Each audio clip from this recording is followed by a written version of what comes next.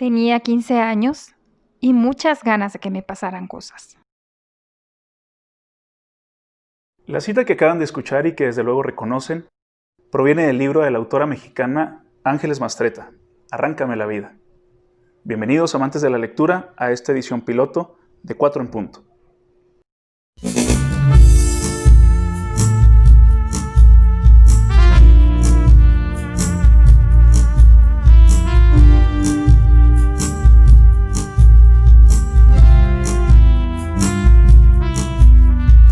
Somos Yareli, Mónica e Ian. Esto es 4 en punto. Aquí hablamos sobre libros y otras cosas.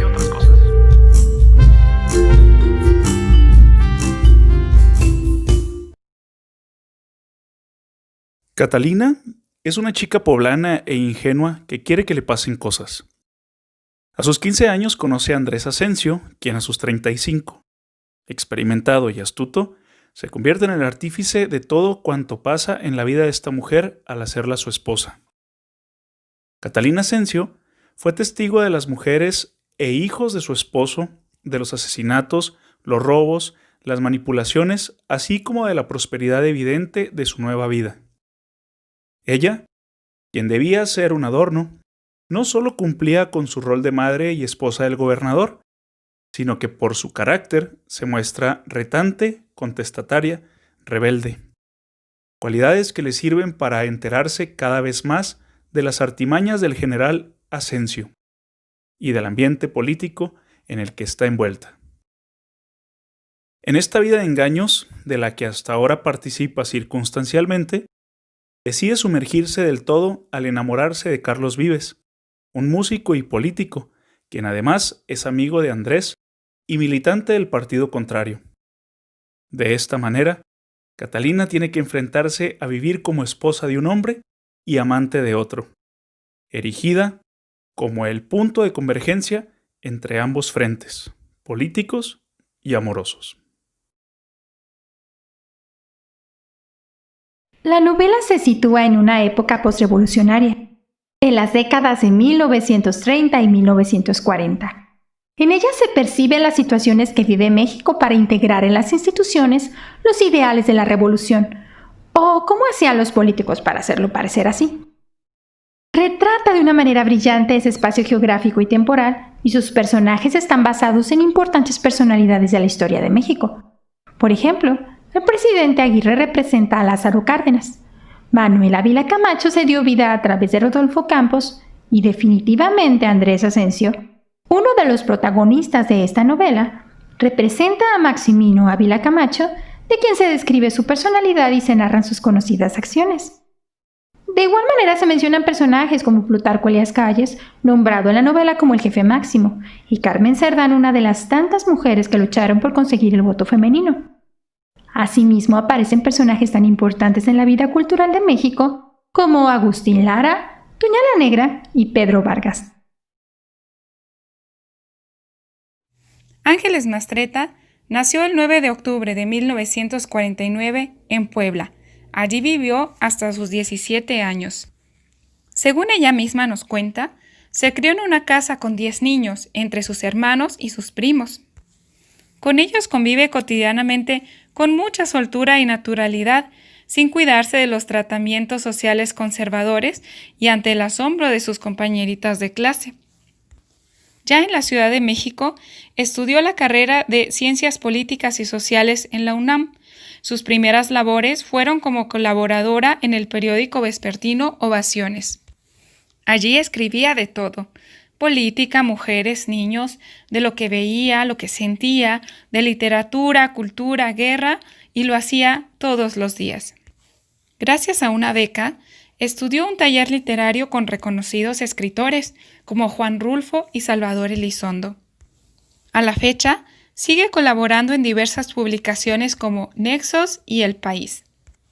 Sus obras más difundidas son Arráncame la vida, su primera novela de 1985, con la que ganó el Premio Mazatlán, y Mal de Amores, con la que se convirtió en la primera mujer en ganar el Premio Rómulo Gallegos en 1997. También ha de destacarse su labor como activista feminista al fundar y organizar grupos tales como Unión de Mujeres Antimachistas en la Ciudad de México. En una entrevista comenta: se confunde feminismo con pleito cuando debería ser solidaridad mutua. Lo que yo quiero es que nos metamos en los mismos líos al mismo tiempo. Me gustaría iniciar con algo, yo les voy a decir lo primero, ¿sí? A mí particularmente la historia me parece una historia muy común, muy común, contada quizá de una manera específica, pero me parece que es una historia que la encuentro en casi cada esquina, porque pues yo he vivido en este país, ¿no? Mis abuelitos, la historia de mis abuelitos es una historia muy parecida. Mi abuelita se casó a los 15 años con un señor que le llevaba, creo que 15 o casi 20 años, o sea, algo así parecido a esta historia.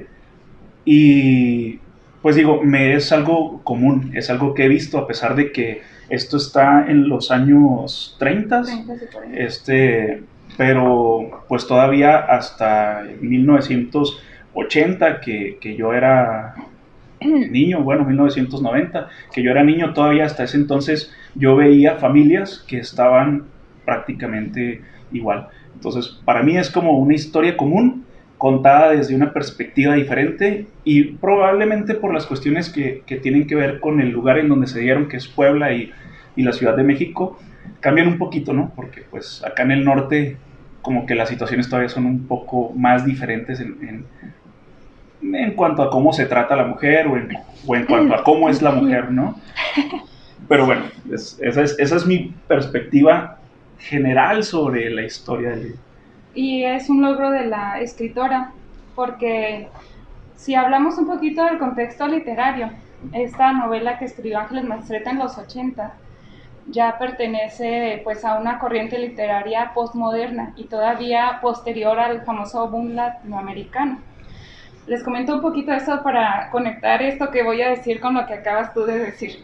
En el boom latinoamericano tenemos a un García Márquez, por ejemplo, que escribió 100 años de soledad, o a un Julio Cortázar con su Rayuela, ¿no? Estas son novelas que pretenden ser la novela hispanoamericana, o sea, no cualquier novelilla, sino retratar todo el universo latinoamericano y demás.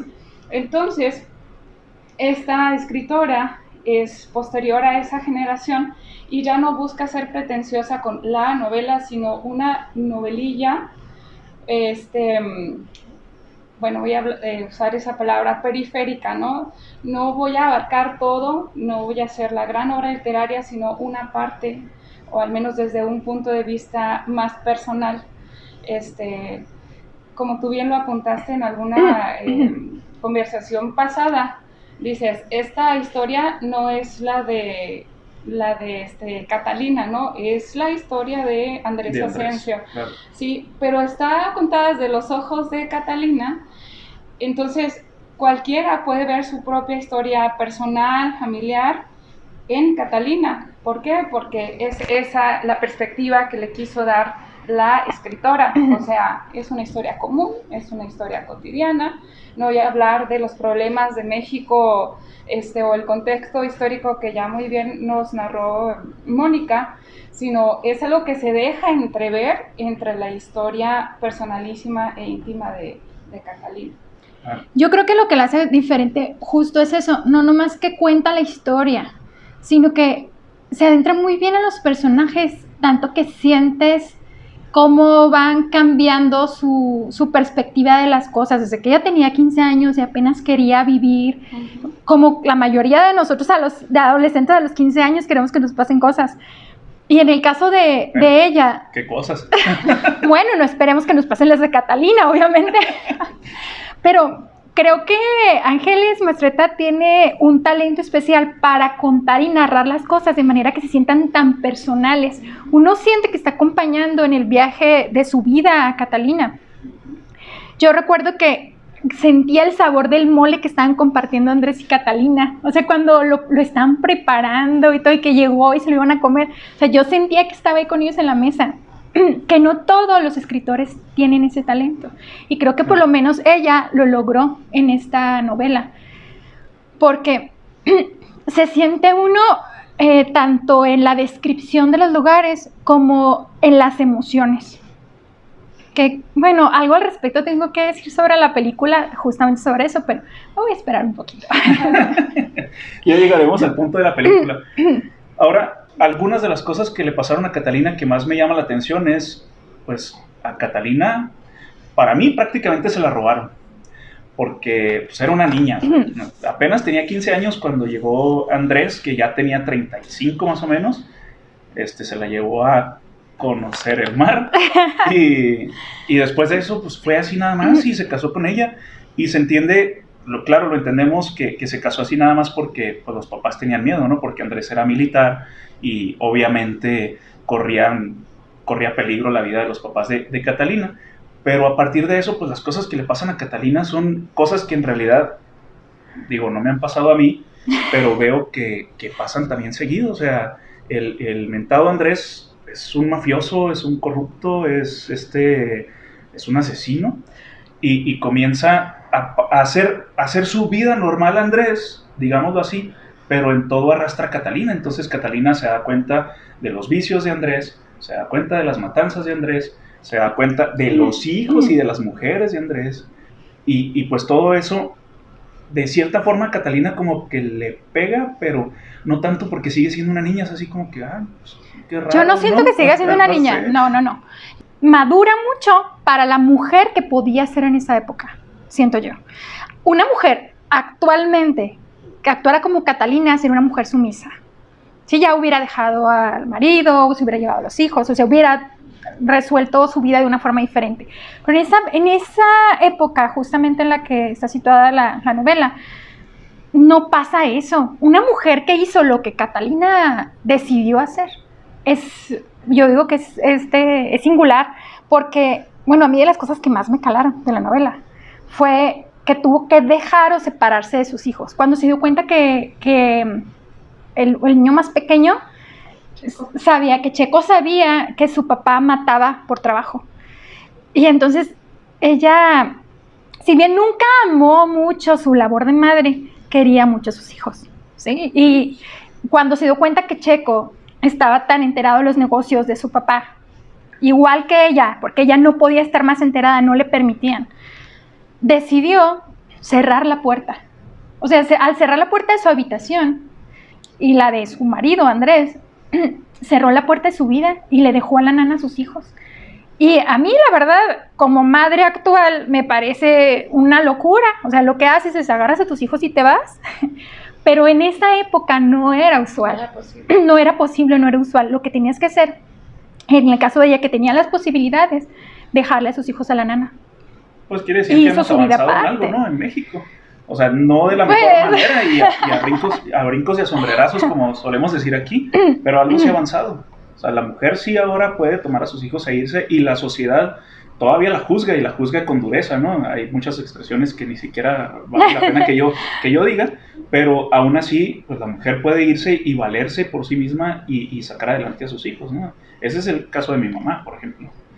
Y bien, o sea, la sociedad tarde, muy muy tarde, pero premia a esas mujeres porque dicen, oye, estuviste sola y sacaste adelante a tus hijos y mira, tu hijo ya es tal y todavía hay mucha discriminación hacia las madres solteras y todavía, bueno, yo he escuchado mujeres que están en ese caso y que dicen, sí me siento relegada en una sociedad de padres, por ejemplo, ¿no? Ya está la madre soltera y demás. Y creo que Catalina lo intentó, o sea, intentó huir de alguna manera, no con sus hijos, porque ya era mucho decir, ¿no? Pero recuerdo el pasaje en donde se subió a un camión, ¿no? Sí. De pasajeros y luego, o sea, ya ese día ya quería salir huyendo y olvidarme de esta vida. Dice, pero no me gustó mi nueva vida porque sí. Estaba lleno de personas, estaba apretujado con gallinas y todo demás. Se asustó luego y decidió volver, ¿no? Eso me llama mucho la atención. Bueno, perdón, sí. No, sí, o sea, ahí veo yo una transformación en ella. Es que de todo lo que han dicho me surgen ideas, pero no sé cuándo acomodarlas, la verdad. Voy a retomar la primera idea que dijiste ahorita sobre que a ella prácticamente la robaron. pero ella dio de sí. O sea, ella dio entrada, por ejemplo, a la conversación con Andrés desde el principio. Ella se dejaba besar, ¿no? Acá en el dintel de la puerta, y se fue con él a conocer el mar. O sea, no es... Entiendo que era una niña, ¿verdad? Y que no tenía mucha voluntad. Sí, estaba influenciada, influida totalmente. No, pues, yo creo que son los mismos ímpetus de la edad. O sea, también cualquier muchachita en cualquier lugar se hubiera ido, la verdad, con la idea de conocer el mar. Que por cierto, el mar para la escritora, lo oí por ahí en una entrevista, es un símbolo de la vida en sí. Entonces quería ir a conocer la vida, ¿no? Ella quería vivir encerrada, exactamente. Y esas ganas nunca se le van a quitar, por cierto, a lo largo de la novela es como una lucha por abarcar espacio, ¿no? Y ella se aventó ya voy a ser libre para siempre, y se encuentra con la prisión del matrimonio con Andrés Asensio. Y todavía cuando se ve encerrada en su primer intento por vivir, todavía se busca espacios de libertad, como el famoso encuentro con la gitana, ¿no? Cuando es que yo quiero sentir, o sea, ¿qué fue esto? Yo quiero sentir. Para las mujeres de la época, ahorita que lo decías, pues eso era algo vedado. Y ella en su intimidad dice, ok, yo estoy encerrada aquí, pero de aquí para acá, o sea, en lo que es mío, en mis propias sensaciones, yo soy libre, ¿no? Sí, a mí sí me parece que Catalina está en la búsqueda de la libertad. Eso sí me lo parece. Inclusive desde el inicio, cuando ella dice, es que pasó en los portales, porque todo en Puebla pasa en los portales, ¿no? O sea, ella estaba encerradita en su mundito nada más, de que solo era su casa y los portales y su casa. O sea, no había otra cosa, no sucedía nada más. Cuando llega Andrés le cambia la vida completamente, y entonces sí, busca la libertad y me voy a ir a conocer el mar de nuevo. Yo siempre digo así, ¿no? Porque lo que conoció no fue el mar, pero se los voy a dejar a los lectores para que vean a qué me refiero. Pero sí creo también que a lo largo de su vida, la vida narrada que tenemos, no encuentra la libertad nunca. No. Hacia el final de la novela. Y eso no creo que tanto. Al menos la esperanza. Pues sí, la esperanza. Como que al final sí, pues ya es libre de Andrés, ¿sí? Pero ser viuda en ese entonces tampoco le auguraba nada bueno. Claro. O sea, si se ponen en el contexto histórico en el que estamos, ¿sí? Pues eres viuda, pero ya estaba ahí el compadre de Andrés, como que ya estaba ahí metiéndose fuerte. Y no la libertad que buscaba. Exacto, o sea, pero es que pues nunca iba a encontrar la libertad así. O sea, la libertad era a lo mejor quizá irse del país, olvidarse de todo y ver si en otro país podía tener posibilidades de hacer algo. Yo creo que sí se queda ahí corta, pues para mí corta la historia en el que pues ya fallece Andrés y ella se queda así como que, me siento como que libre, ¿no? Me siento como que no sé qué voy a hacer, pues sí, casi feliz. Casi, es que casi. Sí, siempre es casi, nunca es completamente algo. Entonces, sí me parece que no es una historia, digamos, bonita, ¿no? No es la historia de la Cenicienta, para nada. Desde luego que no es la historia de la Cenicienta, pero pues veo que ella sí ha tenido sus intentos por esa libertad y que siempre han sido coartados por alguien más. Claro, la mayoría de las veces por Andrés, algunas veces por Carlos, de quien no hemos hablado, pero hablaremos, ¿sí?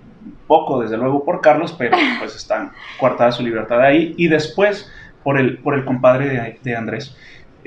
Y por la sociedad misma, o sea, en realidad ella está muy, muy, muy prisionera de algo. Para mí, yo decía al principio, y sí lo decía hace unos días, para mí es la historia efectivamente de Andrés, no es la historia de Catalina. Catalina es la narradora de la historia de Andrés, ¿sí? Todo lo que le sucede a Catalina es gracias a Andrés o por culpa de Andrés. Muy pocas cosas son de Catalina propiamente. No, es que sí es su historia también. Bueno, quiero regresarme un poquito. Sí se la robaron, pero porque en esa época eso es lo que se usaba. Entonces, se la robaron, pero... Sí, pero no... Se usaba, bueno, es más o menos en esa época nacieron mis padres. Sí, también me platicaba mi mamá, por ejemplo, cuando se robaban a una muchacha, que ya no la podían devolver, ¿no? En este caso fue muy extraño que se la llevaron al mar y igual le devolvió, pero creo que es un mensaje que nos quería dar la autora, explicarnos cómo era la personalidad de Andrés. De decir, bueno, yo me la llevo cuando quiero. y vengo por ella cuando quiero. Claro. Sí, porque cualquier otro, cuando se la llevaba, no la podía regresar. Y era una mujer intocable, o sea, ya quien la regresaban, esa mujer ya no se podía casar, ya estaba manchada, ya muy mal. Y los papás, sabiendo la pobreza en la que vivían, que era, pues la vamos a aceptar y la vamos a querer y no vamos a hacer como que aquí no pasó nada. Pero creo que de inicio ella estaba un poco enamorada, de esos enamoramientos también de jovencitas, ¿no? No, yo no creo. De todo lo que se presentaba ante ella. Bueno, Porque, de eso sí, pero no de Andrés. sí, un poco. Claro, Sí. enamorada de lo nuevo, pero no de Andrés. Sí, también, porque le gustaba a él por su certeza. Dice, nunca había conocido a alguien que mirara de esa manera, que tuviera una mirada que dijera, o sea, que estuviera totalmente seguro de lo que quería decir. Igual me llamaba mucho la atención que hablaba de que tenía 2 bocas. Y que Sí. desde el principio ella notó que Andrés tenía 2 personalidades, ¿no? Ella llegó a conocer también una parte buena de Andrés. Sí, creo que es la historia de Catalina. Lo que pasa es que igual, ¿en qué época se situó? En esa época las mujeres vivían a través de los hombres y de los hijos. Qué suerte que ya ahora no sucede así mayormente. En esa época sí, las mujeres no eran ellas como tal. Vivían por lo que los Al demás la margen, forjaban. Sí. Bueno, Ahorita que hablabas de cómo ella decidió Bueno. cerrar las puertas ¿Qué digo a ya? la maternidad. Cállate, por favor. uy, la censura que pronto salió. Sí, es verdad que el personaje nunca se sintió especialmente atraída al rol de madre. Ujú. Pero ese pasaje que mencionas me parece muy, pues, loable, ¿no? Porque ella decidió alejarse de sus hijos para no ser cómplice de su marido al contagiarlos, digamos, pues de esa prepotencia, de esa educación del fuerte sobre el débil, de ver con tanta naturalidad los crímenes. Eso no iba a salvar a la mejor a Checo y a los demás de la influencia de Andrés, ¿no?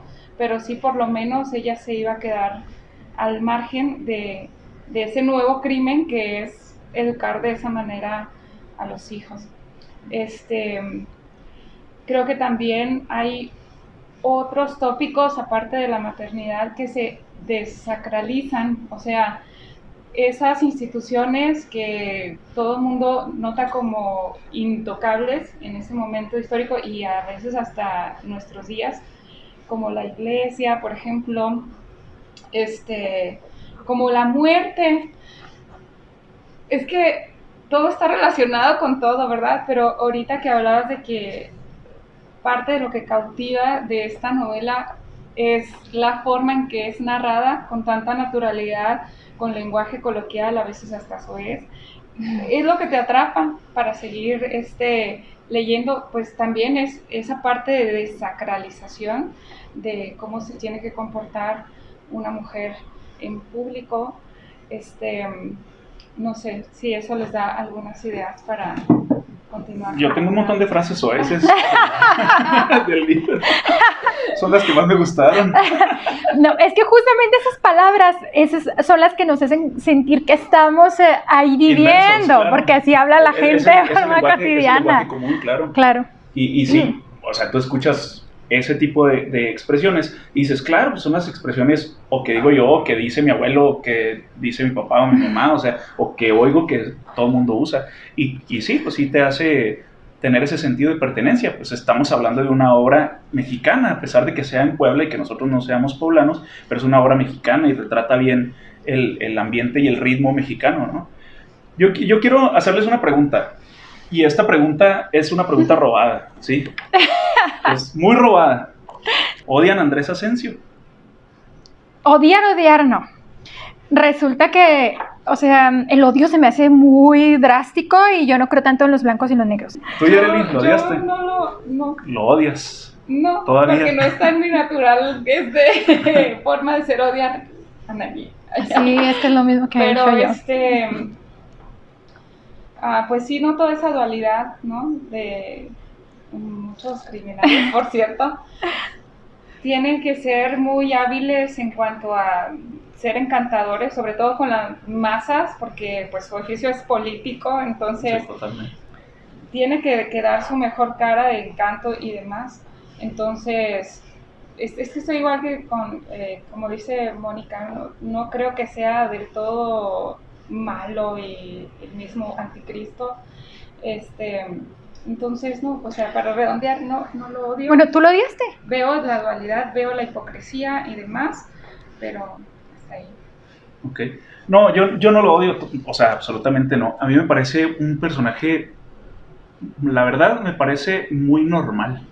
O sea, me parece una persona, digamos, X. O sea, es como cualquier persona que si tiene una oportunidad, la toma y que entonces tiene la batalla moral de decir, híjole, para tomarla tengo que hacer esto. Pero si quiero seguir siendo moralmente correcto, debería de optar por esta otra opción, pero yo quiero llegar a aquella meta, entonces ni modo, me voy a decantar por esto. Es que de hecho a mí no se me hace hipócrita. Y no. pienso que en eso estaríamos todos, ¿no? Ajá. O sea, de hecho en eso estamos todos. En algún momento tenemos que decir, híjole, tengo que hacer esto, no sé si valga la pena hacerlo, pero para llegar a esto otro. O sea, creo que ni siquiera es hipócrita. No se preguntaba cuando algo era correcto. Él decía, quiero llegar a tal cosa y para eso necesito hacer estos pasos, esto hago. No me importa si tengo que pasar por personas, claro, por encima de personas para lograrlo. No es que lo pensara desde aquí hasta allá. Sí tenía una meta fija, que su meta era ser presidente de la República, ¿no? Digamos, lo más, por decirlo de alguna forma, ¿sí? Pero no es que, bueno, para llegar a ser presidente de la República tengo que matar a este.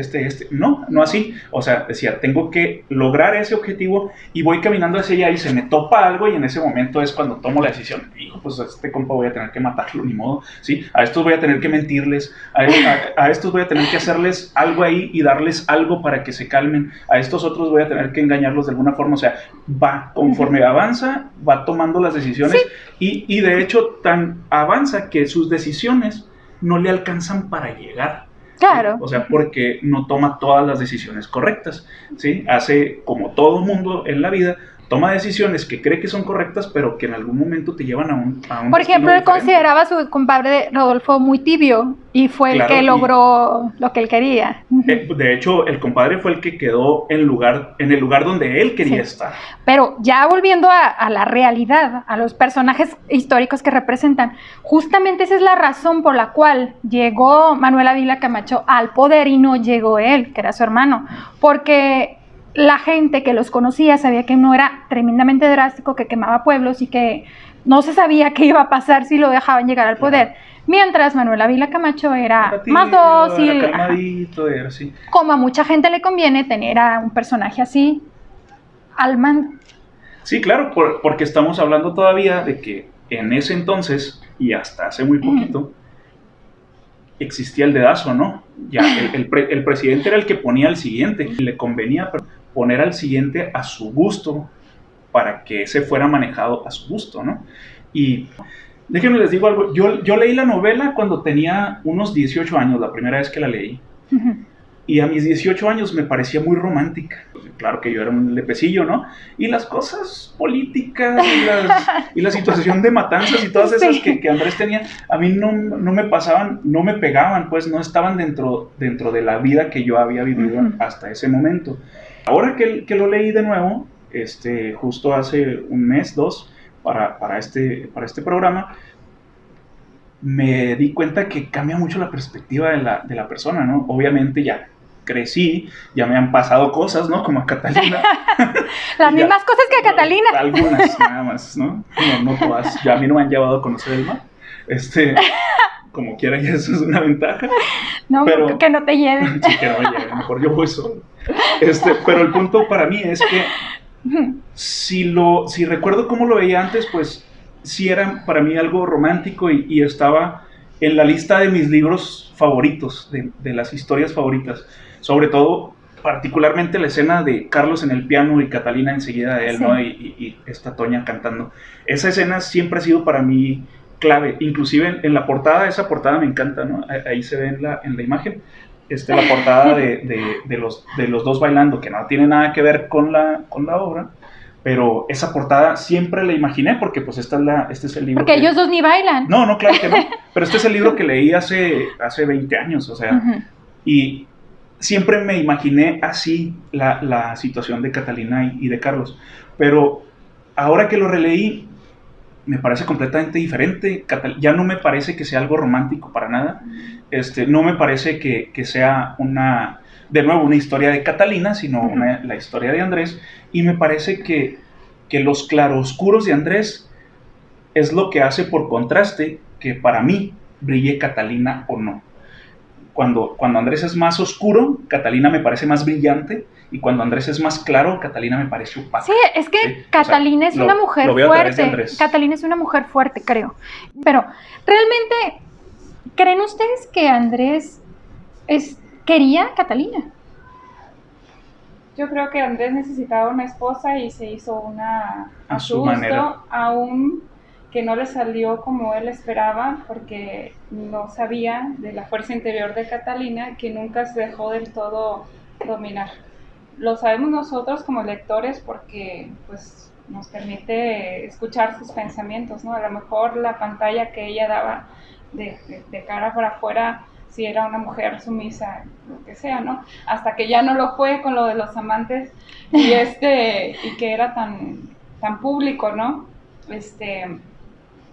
Pero creo eso, que a lo mejor pudo haberla llegado a querer, pero al principio la agarró así como agarraba cualquier cosa que necesitara, y lo digo así cosa porque ella misma dice que la trataba como una muñeca, sí, claro. ¿Sí? Y la guardaba en un cajón cuando... ándale, justo así. La guardaba en un cajón y la sacaba cuando necesitaba sacar. La mandaba a los eventos de caridad porque así tenía que ser. ¡Eso dice el libro! No, sí, pero dice más cosas. No me acuerdo tal cual. Como la gobernadora. Voy a omitir eso que... Pero también sucedía.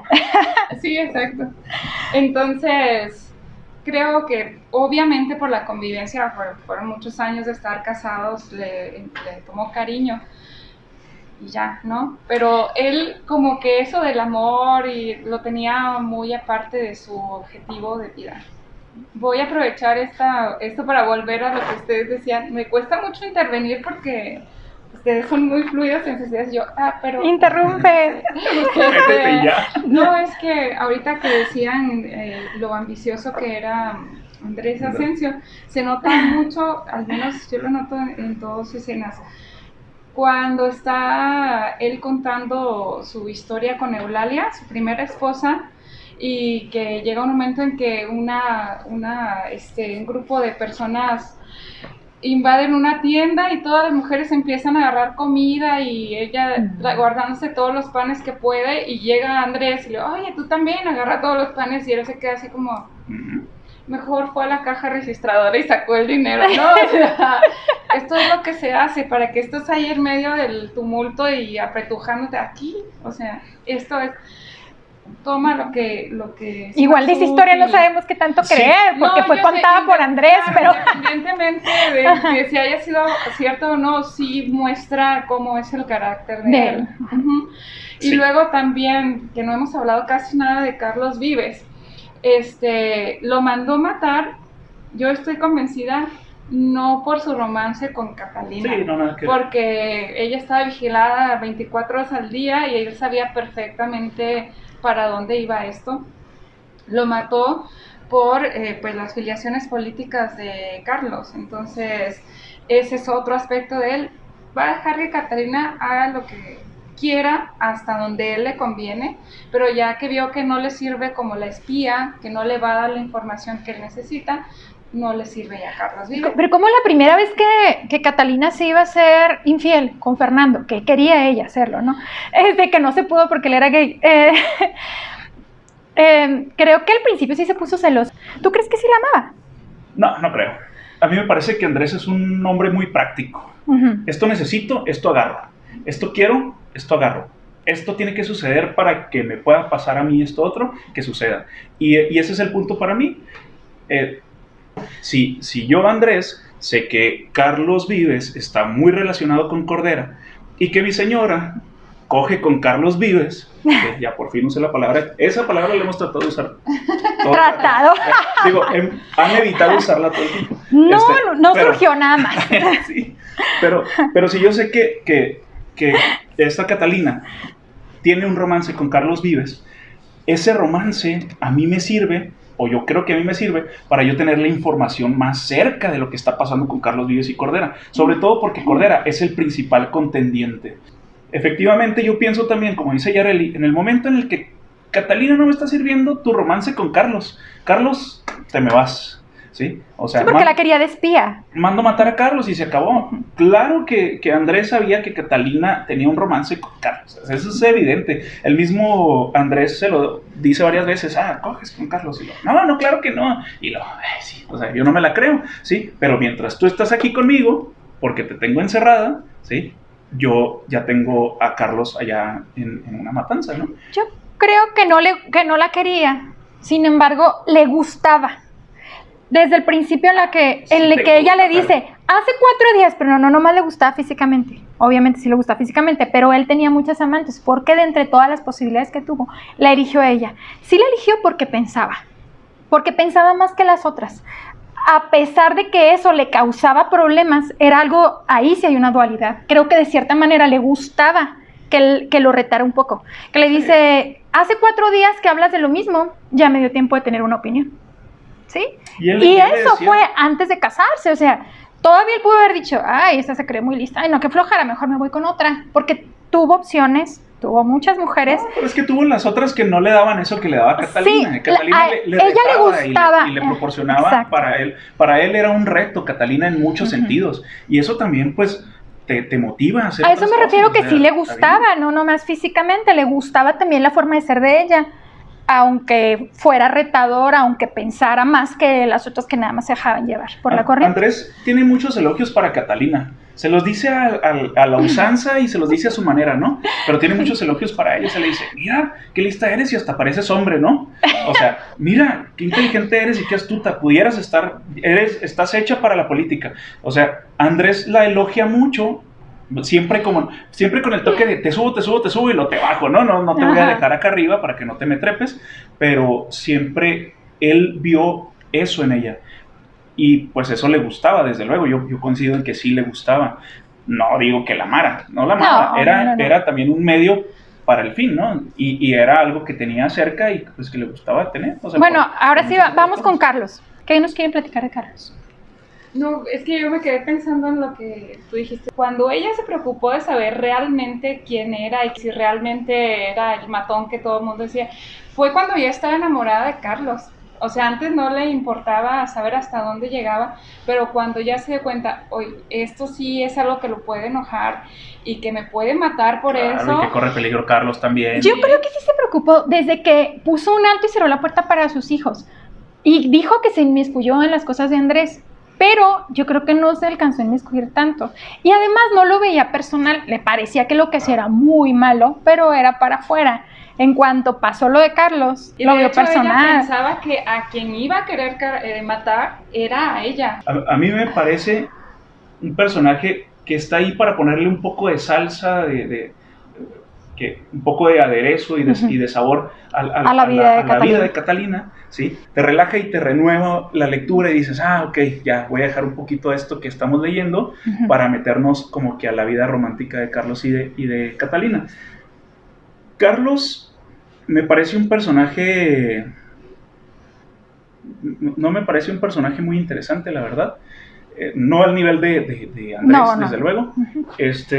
Me parece que es un buen personaje que hace un poquito de balance entre Andrés, en la novela, pues Andrés y Carlos hacen un balance, ¿no? No son lo mismo, son lo mismo prácticamente, pero en formas diferentes para mí, ¿sí? Andrés tiene un objetivo, Carlos tiene un objetivo, ¿sí? Pero Carlos es un poco más romántico, más idealista, y Andrés es más práctico y es más realista. Un político y un músico. Considera, es un artista. Carlos es un político también, nada más que es un político de poca monta, ¿sí? Que es idealista. Sí. Y esa situación de que sea idealista es como, no, sí, podemos lograr esto y podemos lograr aquí, podemos lograr allá. Mientras Andrés Es dice, práctico. claro que no, eso no se puede lograr. O sea, y si acaso tenemos que lograr eso, lo tenemos que lograr por las armas. Matando ¿no? gente. Claro. Entonces pone nada más esa tinta, ese saborcito diferente para hacer que la obra se relaje un poco, ¿sí? Y que te dé un aire fresco, algo a lo que puedes entrar, ¿no? ¿Tú te enamoraste de Carlos? Me pareció interesante. ¿Cuándo lo leíste por primera vez? Fíjate ¿Te enamoraste de Carlos? Pues en mis primeros años de la universidad, o sea, 18. Sí, también muy 19 jovencita, años, también en sí. la edad de enamorarse de Carlos. Sí, pues no sé, no tan atractivo como para enamorarse, pero sí, no alcancé a captar todos los matices de la novela, ¿no? Pero es que hay unos que hasta lloran Sí. cuando matan a Carlos. Es que o sea, no, yo sí, así pues de- no. Es que no es el personaje, o es más, no es la persona de Carlos lo que enamora, sino el idilio amoroso. Claro, entre... Sí, o sea, el romance. Sí, El que sí, sí, sea es cierto. músico y todo eso, no es él, sino su máscara, sino su imagen. Yo iba a decir justo eso antes de que Mónica dijera lo otro que te preguntara a ti, que te hiciera la pregunta. Yo iba a decir que para mí lo importante de Carlos es el mundo en el que se maneja y el mundo en el que se escribe la parte de Carlos. Porque mientras lo de Andrés estuvo muy frívolo y muy así, muy como digamos a la punta, ¿sí? Lo de Carlos es muy romántico, es muy etéreo, es muy soñador, esto de que sea el maestro de la orquesta, de que diga Catalina que cómo es posible que él al mover las manos todos los demás hagan lo que él dice, ¿no? Es el típico enamoramiento, chistar, ¿no? Sí, Es la claro. persona perfecta, Ajá. porque apenas lo estás conociendo, te encanta todo él, hasta, no sé, cómo se mueve, cómo guiña el ojo. Que él es música. Sí, Sí, Sí, ajá. Pues sí, yo creo que se enamora bien de Carlos como nunca se enamoró bien de Andrés. Esa es mi perspectiva. Y al enamorarse bien de Carlos, pues ella estaba en esa efervescencia soñadora, ¿no? Mágica, musical. Ahora sí, decirlo, ¿no? mágica Era musical. Voy a insertar aquí una cita para apoyar lo que acabas de decir. Ella misma dice, me volví infiel mucho antes de tocar a Carlos Vives. No tenía lugar para nada que no fuera él. Nunca quise así a Andrés. Nunca pasé las horas tratando de recordar el exacto tamaño de sus manos, ni deseando con todo el cuerpo siquiera verlo aparecer. Me daba vergüenza estar así por un hombre, ser tan feliz y volverme dichosa sin que dependiera para nada de mí. O sea, para mí esa es la definición del enamoramiento. Claro, ya está perdida. Sí, se perdió totalmente. Ahora, interesante, quiero saber su opinión. ¿Carlos se enamoró de Catalina? No sé, me lo había preguntado. Primero pensé que Mira, sí. qué interesante. Mira, es que hablar de que si alguien quería a otro a alguien, si realmente es muy es subjetivo, subjetivo, porque claro, cada pero- quien quiere a su manera, ¿no? Pues sí. Pero en ese sentido me parece que está igual que Andrés, porque él tenía sus objetivos y no los iba a dejar por ella. O sea, así de sencillo. Eso sí. Entonces, en ese me parece que está al mismo nivel. De hecho, por eso se murió él también, porque le advirtieron que ya no hablara no me acuerdo el nombre del político, Cordera, ¿no? con Cordera, y de todas maneras siguió. Incluso por cierto, ahora que lo pienso, Andrés le tenía afecto, Respeto, sí. incluso. Pues respeto no, tienes razón, afecto sí. Sí, entonces lo hubiera dejado en paz, me parece, o Si se hubiera alejado de se hubiera Cordera. alejado de Cordera. Pero no, de hecho él dice, cuando ya anuncian que está muerto y que está ahí haciendo el teatro con el jefe de la policía, le dije que ya no se juntara, Claro. que le iba a pasar, ¿no? Sí, ahí es donde puso la punta a que él había sido, que lo había matado, ¿no? Bueno, mandado a matar. Ujú. Yo veo muy claramente que Carlos no se enamora de Catalina. Lo veo muy claramente en muchas cosas. Catalina le habla de amores y él sale por la tangente. Catalina le dice que quiere vivir con él y él así como de, no, espérate, tranquila, vámonos despacio. Catalina sueña con que estén en algún lugar, ¿no? Que se Juntos. vayan, incluso ella le propone Sí, vámonos, fugarse.